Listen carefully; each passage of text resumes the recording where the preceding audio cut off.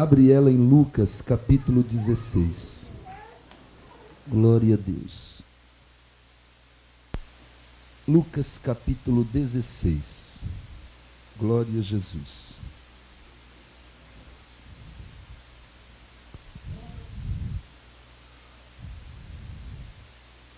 Quero louvar a Deus pela vida da irmã Maria. Deus abençoe, tá bom? É a mãe do irmão Célio, né? Deus abençoe, irmão Célio, os irmãos todos ali do ponto de pregação. Deus abençoe. Como é o nome desse rapaz aí? Como é seu nome? Natanael. Seja bem-vindo, tá bom, Natanael? Deus te abençoe. Você está no lugar certo e na hora certa. Glória a Jesus. Deus tem uma palavra para o nosso coração. Deus abençoe, irmão Jefferson também. Lucas, capítulo 16. Eu vou ler do versículo 19 em diante, tá?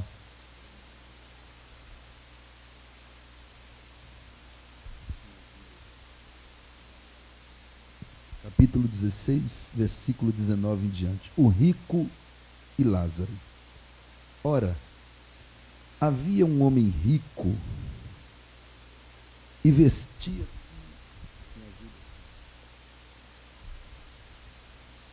Lucas 16, 19.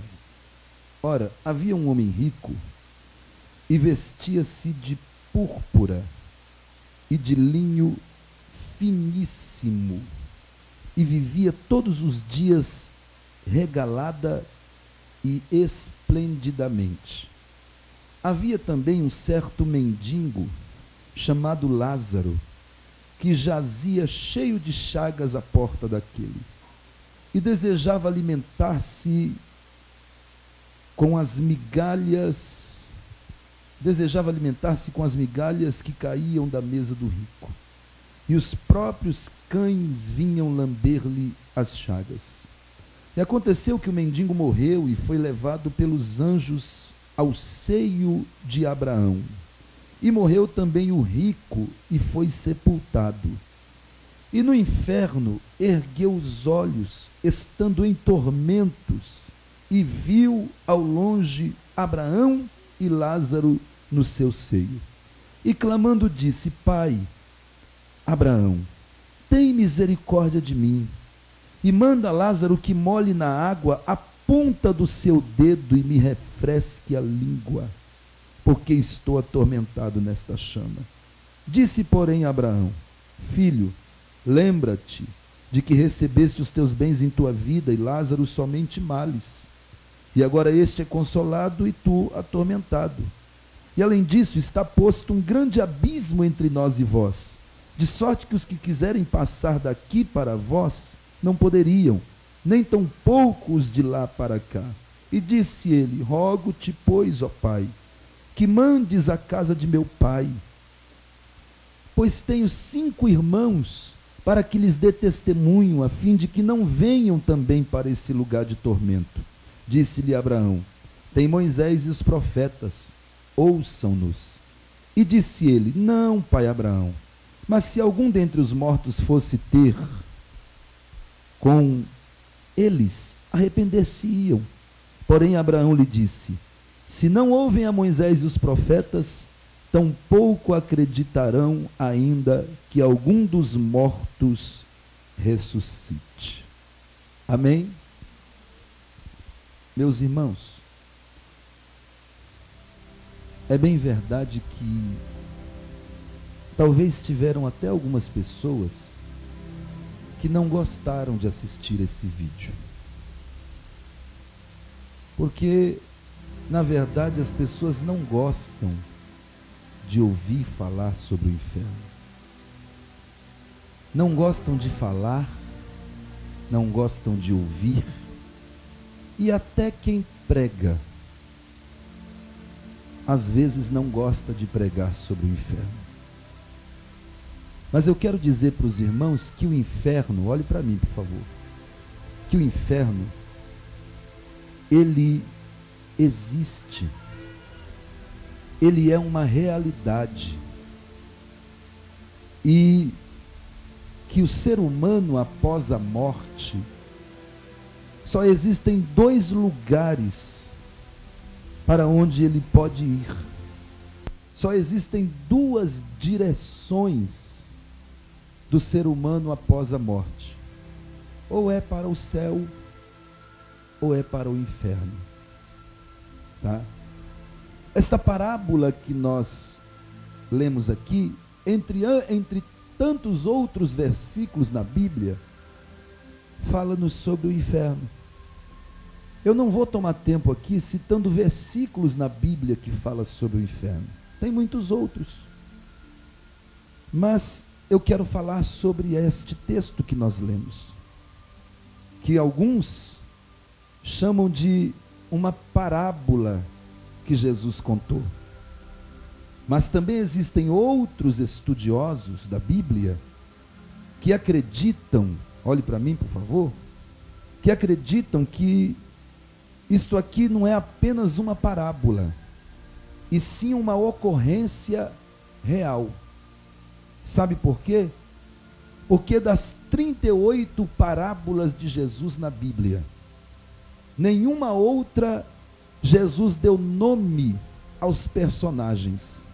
A única parábola na Bíblia que Jesus dá nome aos personagens é esta. Deu nome ao personagem Abraão e nome ao personagem chamado Lázaro. O único que ele não revela o nome nesta parábola é o nome do homem rico. Mas independente de ser uma parábola ou uma ocorrência real, o importante são as lições que nós podemos extrair deste texto para nós. Bendito seja o nome do Senhor. Vocês observaram na leitura, eu acredito, que os versículos 19 e 20, o escritor aqui descreve a vida esplêndida que vivia o homem rico. Ele usa o versículo de número 19 para dizer, é apenas o 19, ele usa para dizer que este homem rico vestia-se de púrpura, vestia-se de linho finíssimo e vivia todos os dias regalada e esplendidamente. Depois ele usa o versículo 20 para descrever o estado miserável em que o Lázaro, o mendigo, vivia. Ele diz assim, aí ele usa 2 versículos para descrever a miséria do Lázaro. Diz que ele jazia cheio de chagas à porta do homem rico e desejava alimentar-se das migalhas que caíam da mesa do rico, e os próprios cães vinham lamber as suas chagas. Só que chegou um dia, irmão, que os dois morreram. Primeiro morreu Lázaro, depois morreu o rico. O Lázaro, o texto nem diz que ele foi sepultado. Já o rico teve um sepultamento. Imaginem como foi o sepultamento daquele homem rico. Imaginem que ele teve um funeral onde muitos dignatários compareceram para homenageá-lo. Orador após orador relatava quão grande, maravilhoso, religioso era aquele homem rico.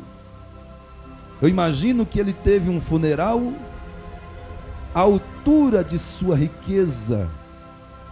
Já o Lázaro, a Bíblia nem diz que foi sepultado, porque naquela época havia um determinado lugar que era tipo um lixão, que vivia em chamas, queimando os lixos, e quando alguém morria como indigente, que não tinha parente, que não tinha amigos, que não tinha como dinheiro para fazer um funeral digno, era simplesmente pego pelos operários da cidade o seu corpo e jogado no lixão para queimar. provavelmente foi o que aconteceu com este mendigo.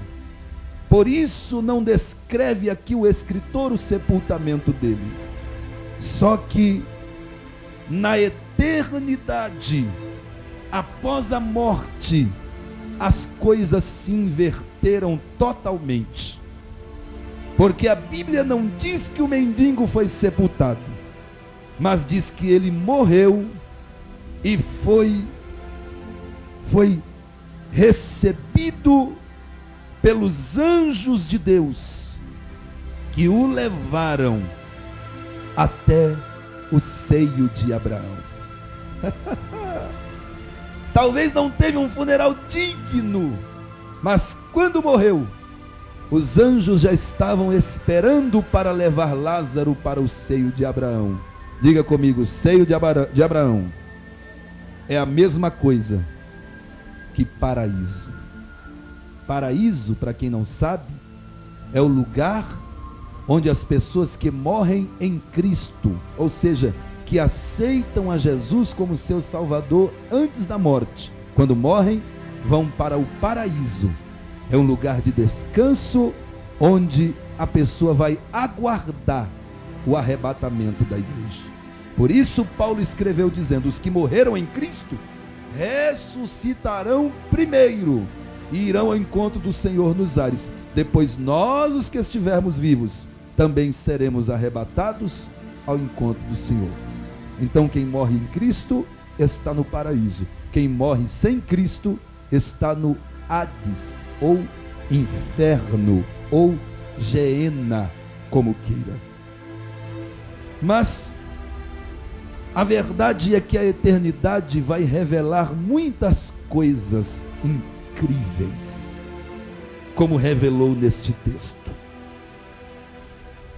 Eu quero dizer aos irmãos que o rico, ele não foi para o inferno por causa da sua riqueza, porque riqueza e nem pobreza não determinam a condição eterna de alguém. Este rico foi ao inferno porque ele tinha tanto dinheiro, mas desprezou a oportunidade de ter um relacionamento com Jesus. Já o Lázaro vivia numa miséria tão grande, e Jesus nem respondeu o porquê da miséria desse homem, mas diz que ele foi recebido pelos anjos. Isto deixa claro que Lázaro tinha um relacionamento com Deus. O que vai determinar para onde vai a pessoa na eternidade são as suas escolhas hoje. São o teu grau de relacionamento com Deus hoje. É o que vai determinar onde você vai passar a eternidade. Mas vamos extrair do texto aqui algumas lições muito importantes. Preste atenção. Morreram. Depois do sepultamento, aí a Bíblia diz que o Lázaro foi recebido pelos anjos, e o rico, o versículo 23 diz: e no inferno ergueu os olhos estando em tormentos. Primeira coisa que aconteceu com o rico: caiu em tormento no inferno. Diga comigo, tormento. Irmão, se você passar 24 horas por dia repetindo essa palavra, tormento, tormento, tormento, tormento, tormento, tormento, você não vai conseguir imaginar como é o tormento no inferno.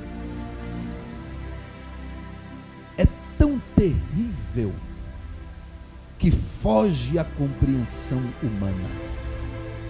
Assim como o céu é tão glorioso que foge à nossa compreensão, o inferno é tão terrível que foge à compreensão humana. Quando a Bíblia diz tormento, não queira tentar entender esse tormento, porque você não vai conseguir, mas saiba, é terrível. Agora, o interessante é que a Bíblia diz que em tormento ele olhou para cima. Tem gente que passa a vida inteira, quando vivo, tendo a oportunidade de olhar para cima e despreza. E quem vive a vida desprezando a oportunidade de olhar para cima, vai olhar para cima quando estiver no inferno. Porque este homem estava no inferno e ele olhou para cima. Não despreze as oportunidades que Deus lhe dá de olhar para cima enquanto você está vivo. Porque tem gente que enquanto está vivo só sabe olhar para baixo, só sabe desejar e lutar para conquistar as coisas terrenas. O céu é como se não existisse, como se não valesse nada, enquanto esquece que as coisas terrenas são passageiras e são tão medíocres que não tem como comparar com a grandeza das coisas celestiais. Quem está me ouvindo diz amém. Erga os olhos para o céu hoje. Não espere a morte chegar. Não despreze as oportunidades que Deus está te dando de olhar para o céu agora. Não rejeite os convites que Deus usa as pessoas para fazer para você, te convidando a olhar para o céu agora. Porque amanhã pode ser tarde. E amanhã você pode ter que erguer os olhos para o céu de dentro do inferno. Mais terrível que isto, ou tão terrível quanto isto, foi a próxima coisa que aconteceu com ele. A Bíblia diz que ele olhou para o céu e viu Abraão e Lázaro no seu seio. Uma das piores agonias de quem está no inferno, ou de quem for para lá, será a capacidade que as pessoas têm lá no inferno de conseguir olhar quem está no céu. Você já imaginou quantos maridos estão no inferno olhando suas esposas no céu? Você já imaginou quantos pais estão no inferno olhando seus filhos no céu? Mas pastor, o vídeo diz que o inferno é para baixo e a gente já sabe que o céu é para cima, porque a Bíblia diz que o inferno é no seio da terra, no coração da terra, e o céu é para cima.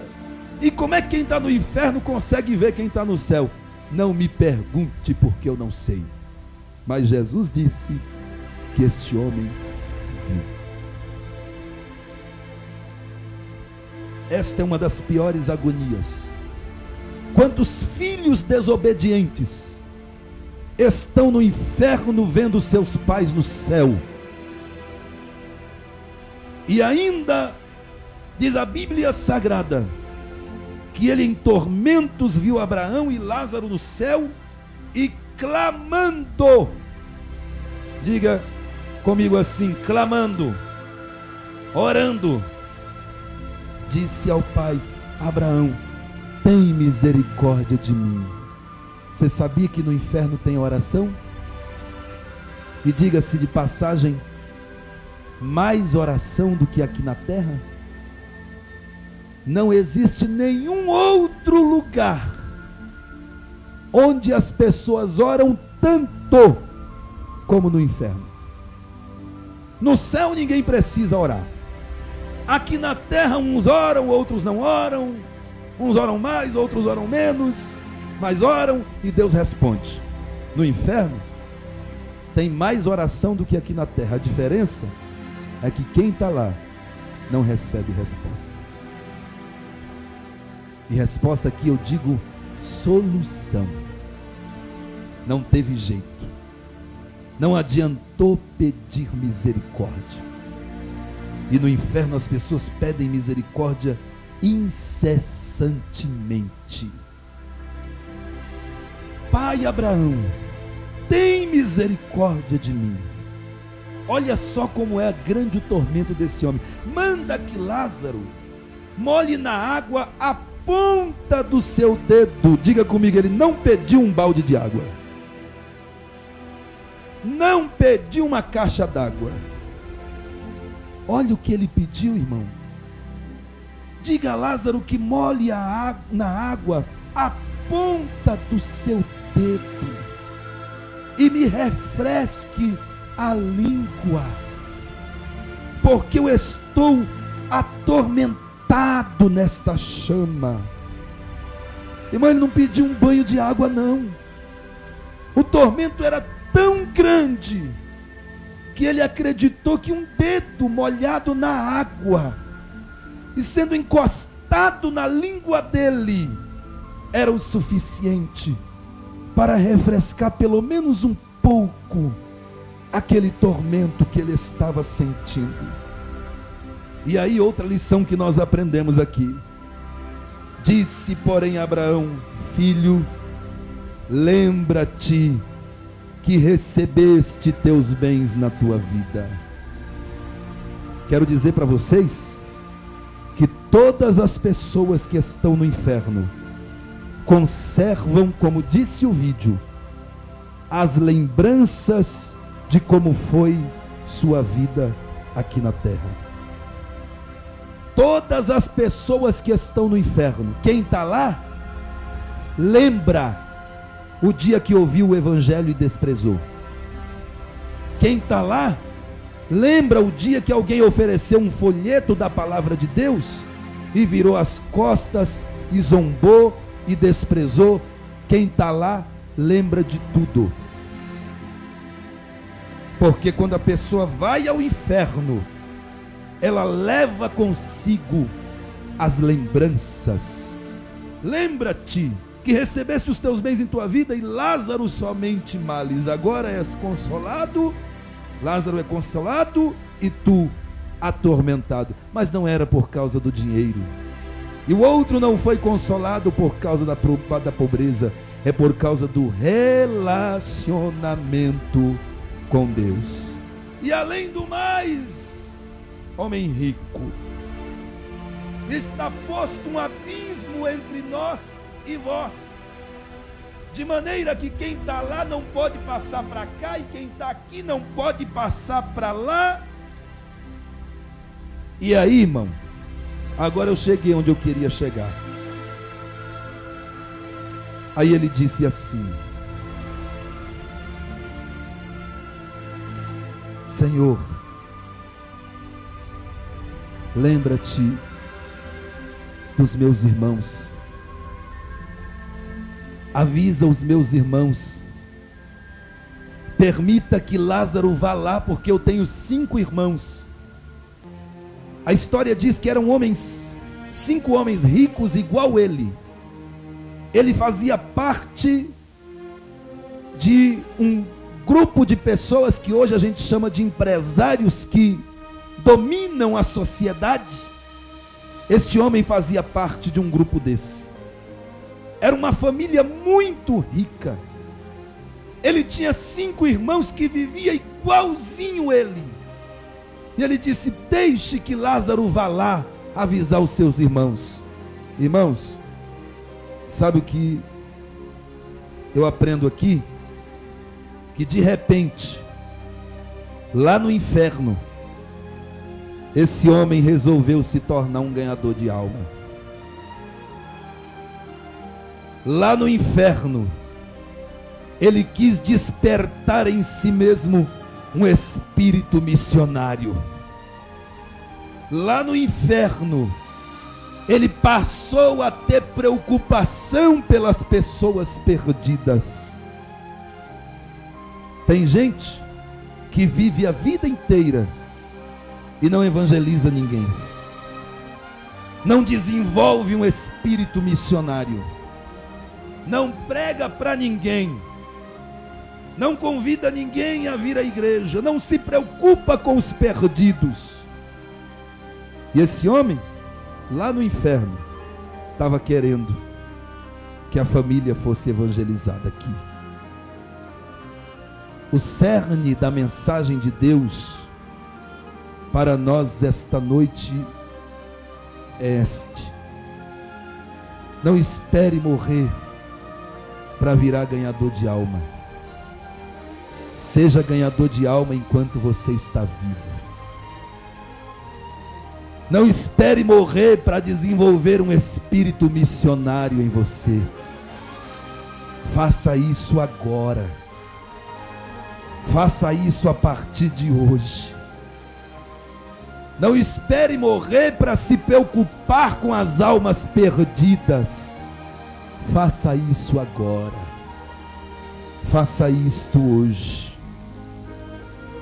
Enquanto eu estou pregando aqui, irmão, o Espírito Santo está visitando nossos corações aqui.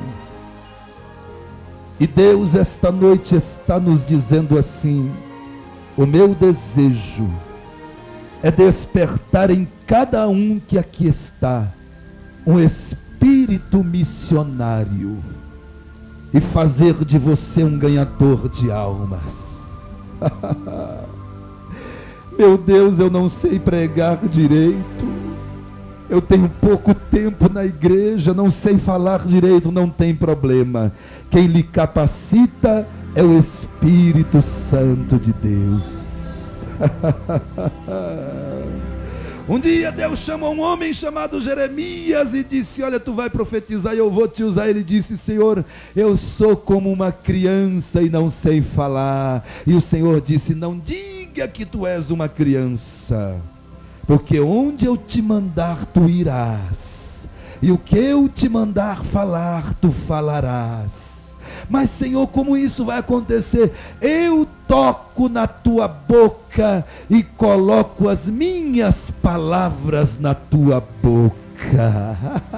Irmão, se não fosse as palavras que Deus coloca na minha boca, eu podia até passar aí, ó, que nem eu estou aqui meia hora já falando. Podia até passar meia hora falando, mas ia falar outras coisas e talvez até abobrinha. Para abrir a boca e falar a palavra de Deus, irmão, tem que ser tocado por Deus e receber palavra de Deus na boca.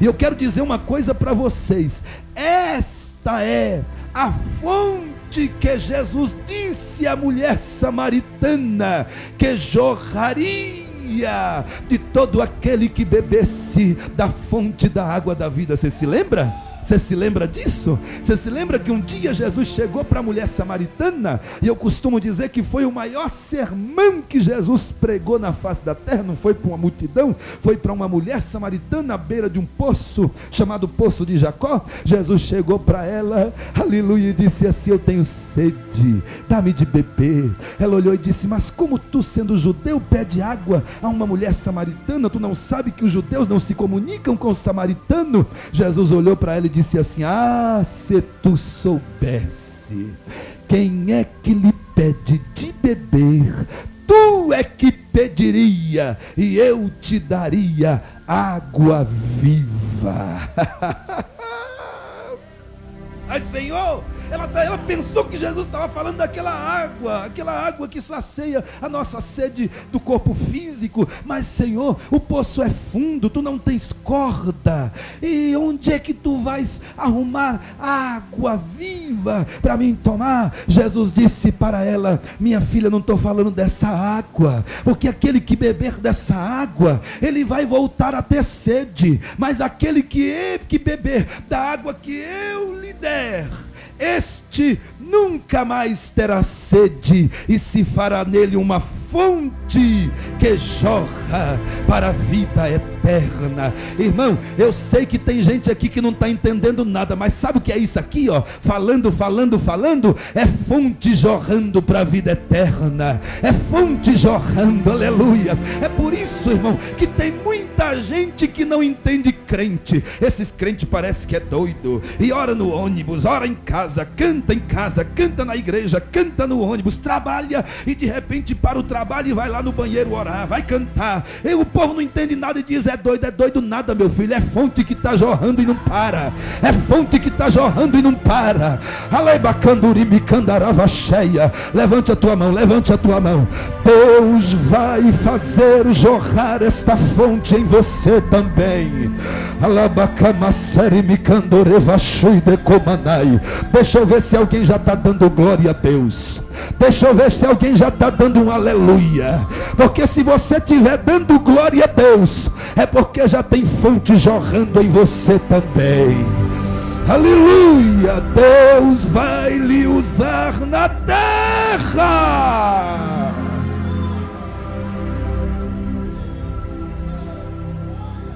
Bate no peito e diz assim: eu também vou pregar. Diga: eu também vou ganhar almas. Diga: eu também sou a igreja. Diga: Deus conta comigo. Oh, irmão, que esta noite o Espírito Santo lhe desperte para esta verdade. Que você esta noite saia daqui com desejo de falar de Jesus para o teu vizinho, para o teu amigo, para o teu parente. Que você saia daqui esta noite resolvido, disposto a fazer parte do grupo de evangelismo que nós vamos montar nesta igreja. Quero dizer para você que Moisés tirou 3 milhões de pessoas no Egito. E quando Moisés tirou essas pessoas de lá, Moisés tinha 80 anos de idade. Você tem 30 e não consegue pregar para ninguém. Você vai fazer 50 e não consegue pregar para ninguém. Moisés tinha 80 anos de idade. Enfrentou o faraó e disse: Deus me mandou aqui para tirar esse povo do Egito. Nós temos aqui uma irmã que não veio hoje. É a irmã Gersonita. É uma das mais idosas desta igreja. Outro dia, quando eu disse para ela que o grupo de evangelismo vai evangelizar 2 vezes por mês nessa igreja, ela disse: pastor, é pouco. Esse grupo tem que evangelizar todo final de semana. E quando tiver, fala comigo, porque eu quero participar. É uma das irmãs mais idosas desta igreja. Enquanto muitos de nós somos novos e estamos preocupados apenas com o nosso bem-estar, com as coisas materiais, e não nos preocupamos com as almas que estão perecendo. Deus vai mudar esta história na tua vida hoje. Se é ser cheio do Espírito que você precisa, Deus vai te encher, Deus vai te renovar, Deus vai te encher, Deus vai te restaurar, Deus vai derramar unção na tua vida, Deus vai lhe batizar no Espírito Santo. Levanta a mão, levanta a mão. Começa a dar glória a Deus aí. Começa a dar glória a Deus. Se eu estou um pregador barulhento hoje, irmão, faz barulho aí também. Mistura teu barulho com o meu. Mistura teu barulho com o meu. Vai dando glória a Deus aí. Porque você está precisando é de poder. Você está precisando é de unção. Você está precisando é de fogo. Recebe de Deus na tua vida esta noite.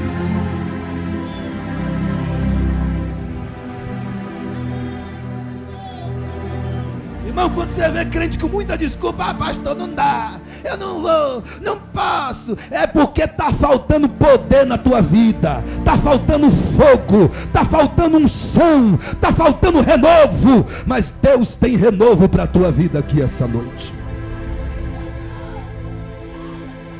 Fique de pé, porque eu quero orar.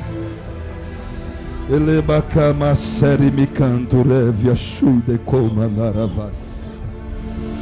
Alabacama seri me canto remanagashuri ande comanevia. Ele me canto revia sui de candarava shui de comanai. Ei, olhe para mim. Antes de eu orar, eu quero dizer uma coisa para você. Você pensa que você não pode? Você pensa que você não consegue? Você pode sim. Você consegue sim. Sabe qual foi a primeira vez que eu preguei o Evangelho na minha vida? Quando eu preguei o Evangelho, primeira vez, eu não tinha levantado minha mão para Jesus não, eu estava desviado. Desviado. Na desobediência. Aí Deus usou um vaso e disse assim para mim: você vai passar pelo vale da sombra da morte. porque Deus tem uma obra contigo, mas o teu coração é duro. 2 semanas depois eu estava preso, dentro da cadeia. Irmão, não queira passar no funil de Jeová não, porque é apertado. Te cuida agora, viu? Jesus colocou eu no funil, dentro de uma cadeia que tinha culto todo dia. Todo dia eu tinha que ver os crentes cantando, pregando. Todo dia eu via gente morrendo. Todo dia eu via gente sofrendo. E quando foi um dia, teve uma confusão lá, uma rebelião. Trancaram quase 50 presos em um xadrez que cabia 28 presos, por causa de uma confusão que teve lá. E a confusão foi justamente no xadrez onde eu ficava. Então eu fiquei trancado junto com eles. Não participei da confusão, mas na hora também você não pode dizer quem participou e quem não participou. Está todo mundo no mesmo barco. E lá dentro, quando chegou a noite, todos os homens que estavam lá, que tinham mais tempo lá dentro, que tinham mais tempo de cadeia, que mandavam na cadeia, esticaram seus colchão para deitar e foram dormir. E eu fiquei de pé com mais 7 pessoas, porque não tinha lugar para dormir. Naquele dia eu vi a noite chegar e o dia clarear, sem poder me mexer, porque não tinha lugar no xadrez. Foi os 7 para dentro do boi, do banheiro, que é bem pequenininho. Não tinha chuveiro, era só um cano e a água fria que caía, e o cano era bem curto. Eu fiquei na direção do cano, encostado na parede, e o cano com uma goteira de água fria caindo a noite toda na minha cabeça. Eu fazia assim, tinha um preso aqui. Eu fazia assim, tinha outro preso aqui. Atrás a parede, na frente outro preso. Estava todo mundo ali, ó, um encostadinho no outro, e não podia fazer barulho, porque se alguém já foi preso aqui, que sabe que se acordar preso que está dormindo, irmão, a confusão é grande. E eu fiquei lá a noite inteira, enquanto a gota de água fria caía na minha cabeça, o Espírito Santo falava comigo. Está vendo? Foi eu que te coloquei aí. Você está aí porque o seu coração é duro. Você está aí porque eu tenho uma obra na tua vida para tu pregar a minha palavra, e tu não queres abrir o teu coração. E naquela noite as lágrimas caíam dos meus olhos, eu não podia fazer barulho chorando, tinha que engolir o choro e a lágrima caindo. E quando foi naquele momento, em pensamento, nem o diabo ouviu, porque ele não conhece o nosso pensamento. Eu fiz um propósito com Deus. Eu disse: Deus, se tu me tirares daqui, eu irei te servir por todos os dias da minha vida. Eu irei pregar a tua palavra onde o Senhor me mandar. Quando foi pela manhã, o castigo que era para ser de 3 dias diminuiu.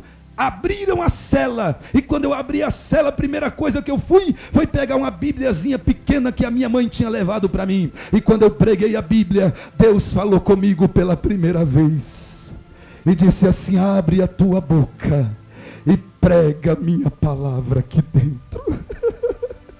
Eu disse: meu Deus, eu nem sei pregar. Fiquei em silêncio. Quando foi durante o dia, irmão, eu esbarrei com o moço que dirigia culto lá dentro. Ele olhou para mim e disse: é com você que eu quero falar. Deus me deu uma revelação essa madrugada, e Deus me mostrou que eu vou sair daqui, e quem vai ficar pregando aqui no meu lugar é você. Eu olhei para ele e disse: você está ficando doido. Eu disse que eu sou filho de crente, mas não disse que sou crente. Ele disse: não quero nem saber. Deus falou, você é você. Virou as costas e saiu. 3 dias depois, chamou o nome dele, ele saiu de lá. Tinha um moço chamado Valdir que distribuía as cópias dos hinos, cantava. Depois voltava todo mundo para a cela, porque o Valdir não sabia pregar. Quando foi um dia pela manhã, Deus disse para mim: é hoje que você vai abrir a boca e pregar a minha palavra. Eu era tão feio, irmão. A droga tinha acabado acabado comigo. Eu era tão feio que na primeira semana que eu estava preso, colocaram um apelido de Seu Madruga em mim lá dentro, de tão feio que eu era. Era Seu Madruga para lá, Seu Madruga para cá, e eu odiava esse apelido, mas não podia fazer nada. Quando foi naquele dia, irmão, que eu abri a Bíblia, Deus me deu a mensagem mais fácil que tem na Bíblia: o cego de Jericó, que clamava dizendo: Jesus, tem misericórdia de mim. Eu cheguei para o Valdir, eu disse: Valdir, vai ter pregação aqui hoje. Ele disse: quem vai pregar? Eu disse: eu. Ele deu risada e disse: você nem no culto vem, rapaz, você fica assistindo o culto de longe. Eu disse: pois é, mas hoje eu vou chegar perto e vou pregar, porque Deus já me deu a mensagem. Irmão, você já viu que eu falo bastante, né? Nesse dia eu preguei 40 minutos lá dentro, aleluia, e Deus já me provou logo no primeiro dia. Um preso que estava jogando baralho parou de jogar, olhou para mim e disse: pastor, foi o primeiro que me chamou de pastor na vida. Disse: pastor, onde é que está escrito na Bíblia que o carcereiro prendeu os crentes e o feitiço virou contra ele, o crente saiu, o carcereiro ficou preso? Eu não conhecia a Bíblia, irmão, não sabia de nada disso. Eu olhei para ele e lembrei de um versículo que minha mãe dizia para mim, e eu disse para ele: moço, o que tu está dizendo eu não sei onde está escrito, mas eu sei lhe dizer uma coisa: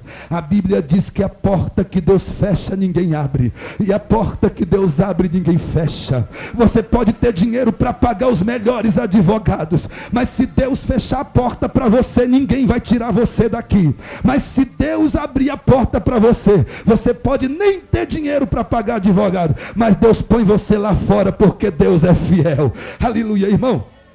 Desse dia em diante, nunca mais me chamaram de Seu Madruga na cadeia. Era pastor para lá, pastor para cá. Quando terminou o culto, me chamaram lá no xadrez e disse: pastor, esse colchão aqui é para o senhor dormir. O senhor quer um chinelo novo? Aleluia. O senhor está precisando de sabonete, pasta de dente, alguma coisa? Aleluia, porque Deus mudou a minha história lá dentro. Aleluia, eu preguei a palavra de Deus por vários dias, até o dia que eu saí de lá. Aleluia, bendito seja o nome do Senhor. Quem disse que você não pode? Prega aqui fora, meu filho, senão você vai ter que pregar no hospital. Prega aqui fora para não ter que pregar na cadeia. Prega aqui fora para não pregar em cima da cama, deitado num leito de enfermidade. Pregue a palavra de Deus aqui, porque Deus quer te usar na terra. Levanta a mão, dê o melhor glória a Deus que você puder. Oh meu Deus, olha aí, Senhor, esta igreja de mão erguida. Pai, que esta palavra venha penetrar no coração de cada um que aqui está, como uma semente em uma boa terra.